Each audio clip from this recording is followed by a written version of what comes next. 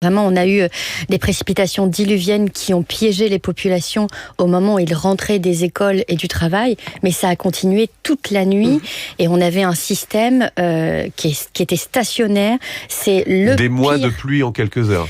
Oui, c'est vraiment la forme orageuse la plus violente et la plus dévastatrice qu'on puisse connaître, que le pourtour méditerranéen connaît bien, que la région a déjà connu, parce que ces épisodes méditerranéens ne sont pas nés avec le changement climatique, ils existent depuis toujours. Si on remonte dans l'histoire de ce territoire, on a eu un événement de quasiment la même intensité en 1996, avec plus de 80 victimes. Si on remonte un peu plus dans le temps, en 1957, on avait encore plus de 80 victimes aussi. Et si on remonte bien plus loin, on a plus de 75 événements de ce type-là sur les 7 derniers siècles. Par contre, on voit que les choses se transforment, qu'on a une vulnérabilité énorme, des masses et des populations qui sont là et qui étaient sur ce territoire en train de vivre normalement, de traverser la route et qui ont été emportés sur le chemin.